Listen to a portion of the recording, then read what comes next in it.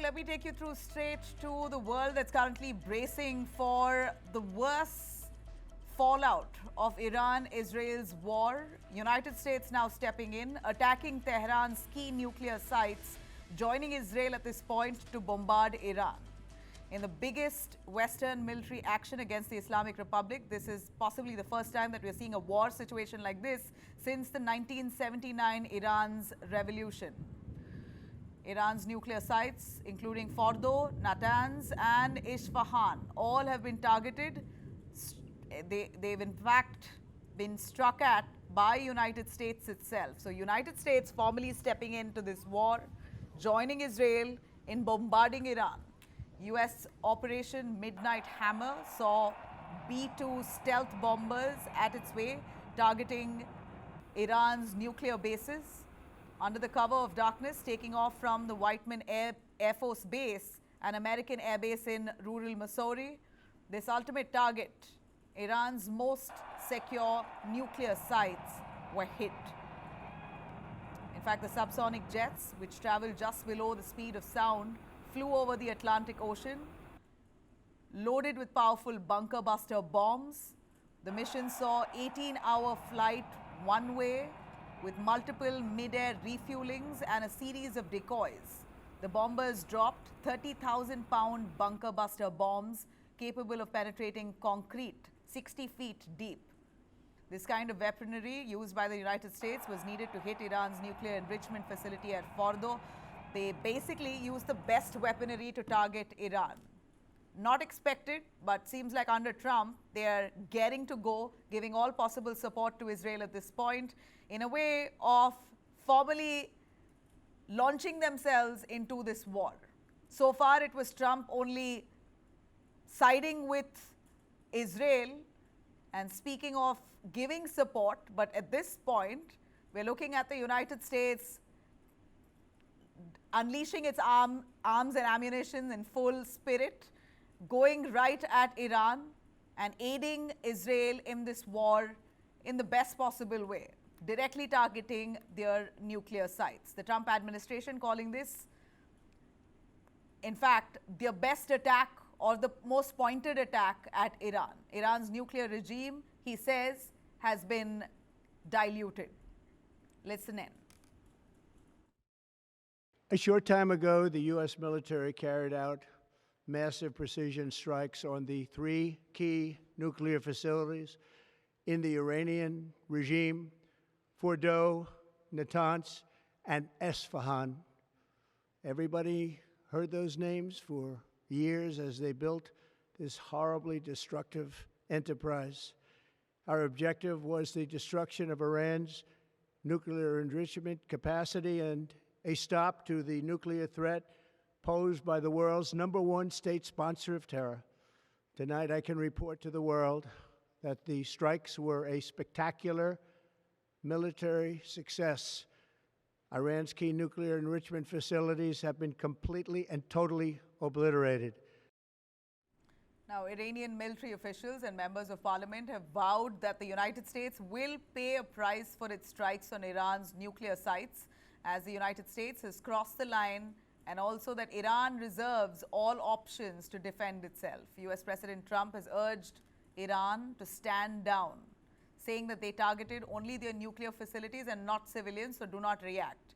Iran's crown prince in exile, Shah Reza Pahlavi, has now said that a regime change might happen soon. This is basically what Israel is looking forward to, for a regime change in Iran, claiming that this current Islamic regime is authoritarian and urging the people of Iran itself to revolt against their own regime. This is more or less the narrative unleashed by Israel, saying that we're only going after your nuclear plants because we don't trust you. You could very well use it against us.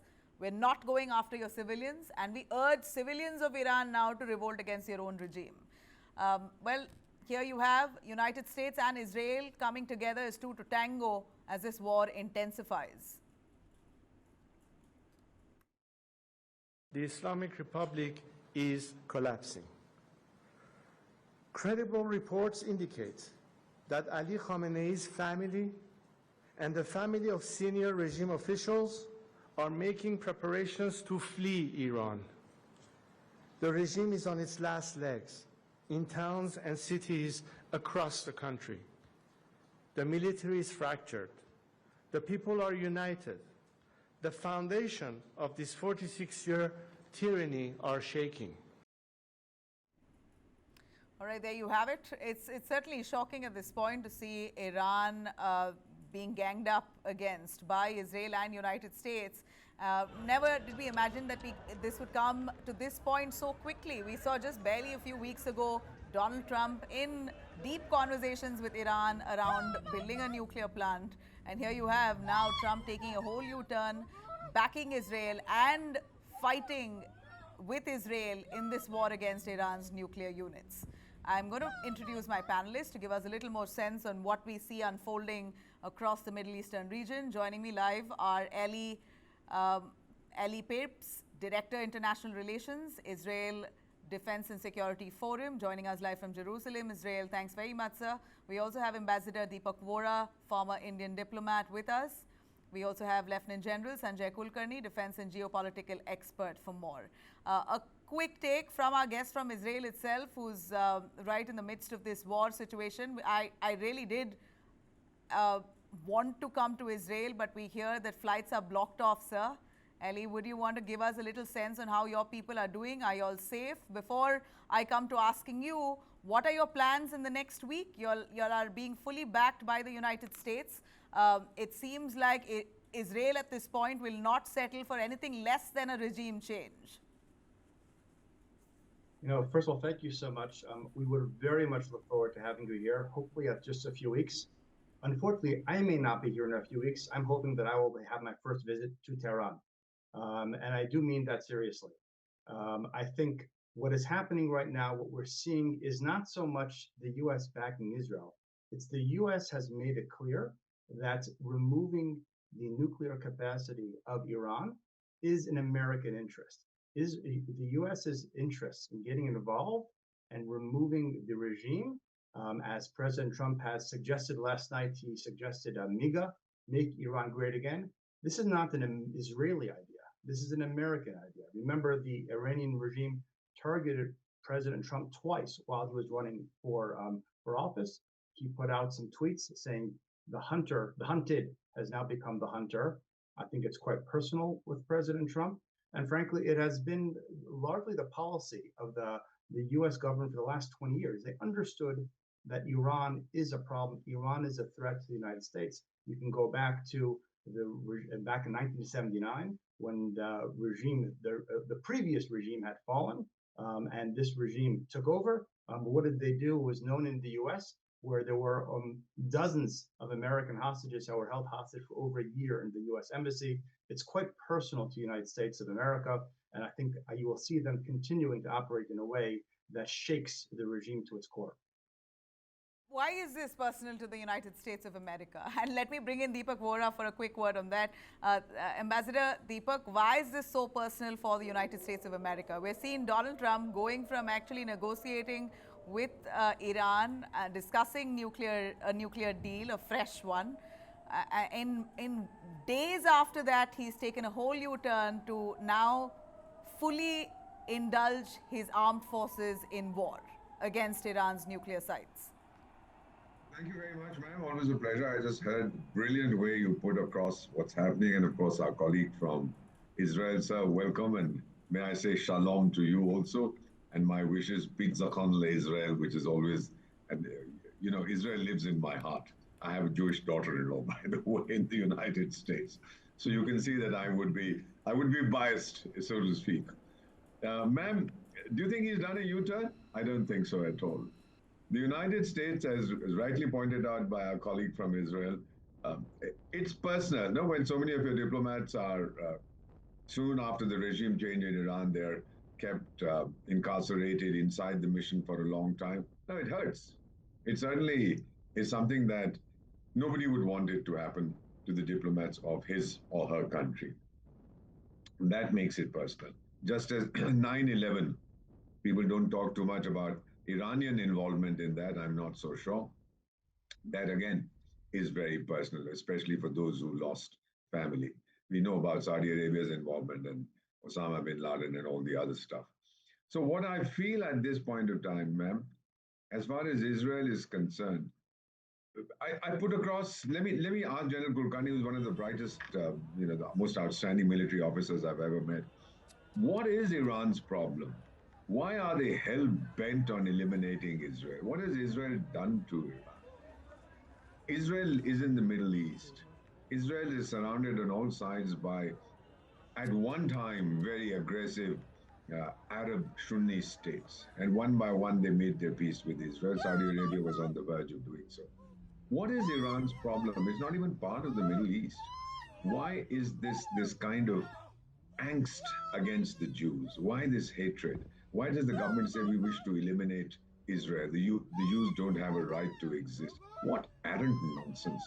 I'm not aware of any Israeli saying the Iranians have no right to exist. Why? And then the United States, who sees Israel as its very reliable ally and outpost in the Middle East, stabilizing the region. Naturally, they are going to be concerned about this. You can't let Israel go under. It's, ma'am, whatever one might say about Iran wanting to build a nuclear bomb, if there is a regime change, and I hope there is, and that the mullahs are thrown out, I have no doubt in my mind that the new regime, whoever it is, will realize that what does Iran want to build a nuclear weapon for? To defend itself against Peru or against Mongolia or against Sri Lanka? Who's threatening Iran is the question that I wish to answer, and I don't have the right, Ambassador Deepak Vora. Why, in your view, does Iran not have the right to be a nuclear power? If Pakistan can be one. Why does it? Pakistan is very scared what India would do. It considers us its eternal enemy. I don't. They do. Who is Iran's enemy? Who wants to obliterate Iran? Have the Iranians psyched themselves into believing that the United States wants to completely destroy Iran? And why would they want to do it in just 45 years? Prior to that, they were all lovey-dovey. There used to be flights from Tehran to Tel Aviv. All these rich Iranian fellows flush with oil money would go off to have fun and go to nightclubs and dance and drink, etc. What went wrong in between? I don't understand. And then on top of that comes the revolutionary government, which says, all right, thank you very much for liberating Iran. This is Ali Khomeini. Now, the previous, not Khamenei, but Khomeini. That thank you for liberating Iran. Now go liberate all the Gulf countries. Who on earth do you think you are? Have you been appointed the guardian of the Islamic, the Islamic paradise that you wish to bring on earth? Ma'am, I just don't understand this. I built the bomb because I have a threat from China. And Pakistan is a little rat I can take care of. I have General Kulkarni. Alone he can take care of them.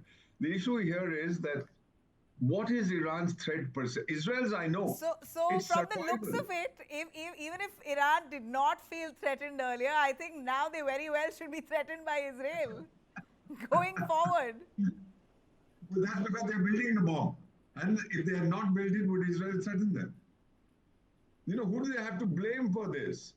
It's something I wish to understand. Let's say you don't have the bomb. Why didn't Israel beat the hell out of the Iranians? From the looks of it, Iran is fully isolated. You have no Middle Eastern countries really coming forward to back them up. UAE, Saudi, all of them are nervous because this war could really destabilize the region. But at the same time, they don't want the war, but they're mum. They've not spoken in favor of Iran as such. Except for Pakistan, doesn't seem like any Middle Eastern country, for that matter, has come out unequivocally condemning this. Pakistan has condemned US involvement. I just wanted to add, do the Arabs want Iran to have a nuclear bomb? No, they don't. Because today he's threatening Israel, tomorrow he'll threaten these characters. They don't want it. Pakistan doesn't want Iran to have a nuclear bomb because he says, my claim to fame is that I have a borrowed American bomb or whatever they have. And therefore, I'm the king of the Islamic world. Turkey says, get lost, I'm the Ottoman. Iran says, get lost, I'm the Shia king. Saudi Arabia says, go fly a kite, I have the two mosques. What on earth is going on? It's a witch's brew over there, man. And Israel is the only stable factor there, stabilizing that entire region, which will explode otherwise. That's why I say my heart goes out to Israel. I'm totally on their side, man, in this. Let me also bring in our Lieutenant General Sanjay Kulkarni, who's with us on that. Sir, would you agree with what Ambassador Vora has to say? I'd surely like to ask you, at this point, Iran seems to be cornered, but they're not defenseless. They're at this point, striking with great conviction, responding to Israel. But so far, we're not sure what their preparations are against the United States. They're, of course, very hurt and bruised at this point. US also stepping up its attack against Iran has really left them now wondering which direction to strike. With whatever limited ammunition that Iran has, what direction do you think they'd go? Thank you, Nabila. The ambassador gave us a good background to what it is. Let me be honest about it. Look what the stand of Pakistan is now, and how embarrassing it would have been now for Pakistan that their own chief of the army staff has a meal with the president of the United States of America. So it's a very embarrassing moment.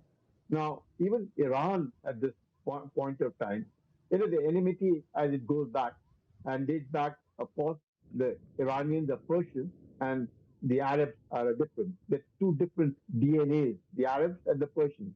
Unlike India and Pakistan, the DNA is the same. So we leave it at that now. Now, even if you go look back in history, it was Cyrus the Great which helped Jerusalem be given back to the Jews when they were exiled in Babylonia way back 590 BC.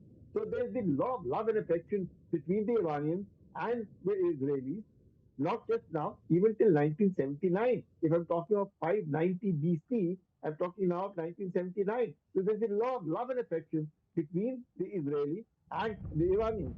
It's only after the revolution that has taken place, and it keeps saying again and again, death to America, death to Israel, we'll wipe out the Jews, we won't let them be in over here, or whatever the reason. The reason, well, I can understand the Iranian reason for it, probably that they felt that in the Middle East, the Palestinians don't seem to have a say whatsoever amongst their own neighbors.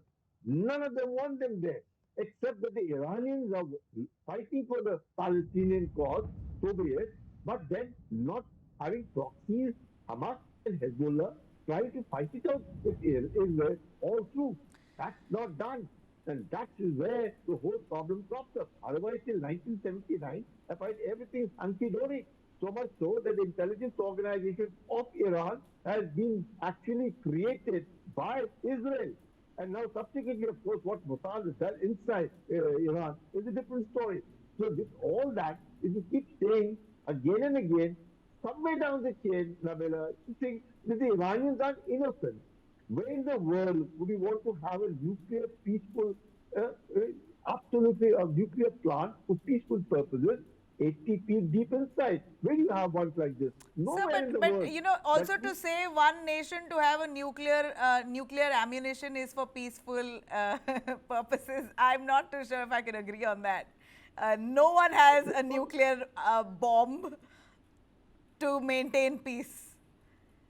But that said, why should Iran not have it? In my view, history should speak for itself. Iran has been aiding every terror group in that region, including the Hamas, including the Houthis. They have been having proxy terror groups attacking multiple nations, and they're a terror funder, terror state funder. I would say Iran. That's the reason why they shouldn't have a nuclear weapon, is because they have been aiding these terror groups, these proxy groups, for time immemorial, which is why it becomes scary for every country looking at Iran having a weapon as big as a nuclear one. Well, on that note, I will come back right after a short break. I will talk to you about the global repercussions, about the oil prices that's now going off the roof. How is this really going to affect India per se? Stay with us.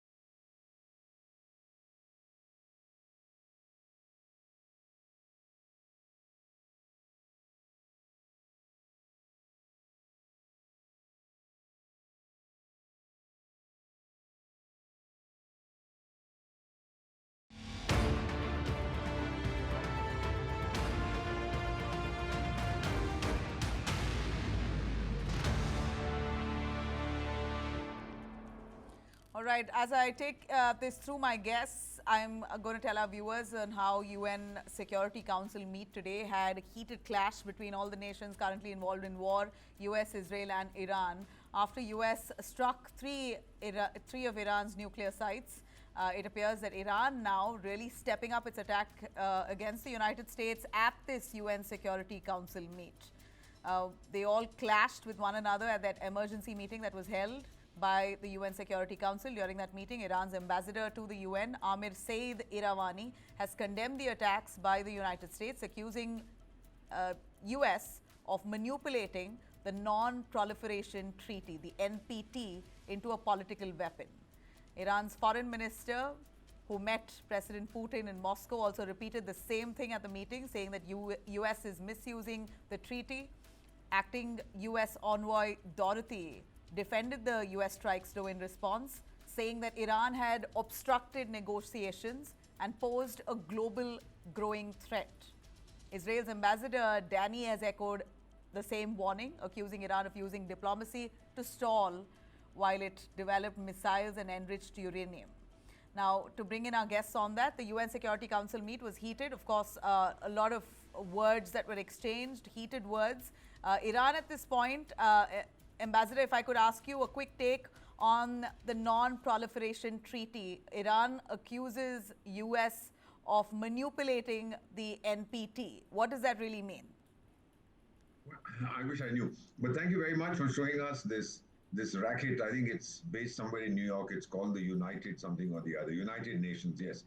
And that fellow I just saw, who pretends to be the Secretary General, he said something today, amazing, because normally what he says is, he has two words, maximum restraint. That's all. He doesn't go beyond that. But now he's called it a spiral of chaos and so on. Of course it is. The United States is there to tell the world, again, many people may agree or not agree, that nuclear weapons, having been used once in 1945 by the US, none other, pose a threat.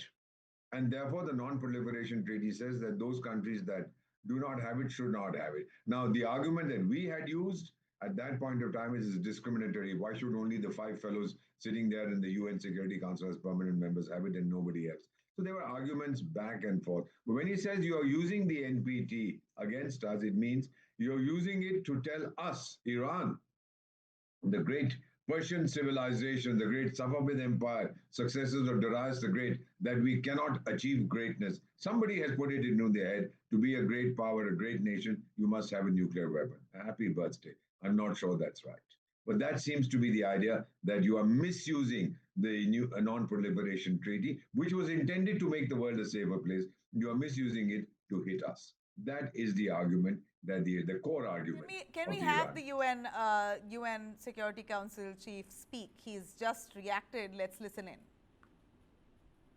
The bombing of Iranian nuclear facilities by the United States marks a perilous turn in a region that is already reeling.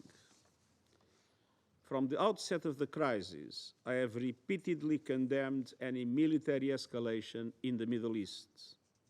The people of the region cannot endure another cycle of destruction. And yet, we now risk descending into a rat hole of retaliation after retaliation. All right. A quick word from Lieutenant General. As we're short on time, sir, what's this doing to the rest of the region around? Where does India stand? In stable region, definitely, no doubt about that. The Strait of Hormuz remains a challenge, though it may not get blocked, but can get disrupted.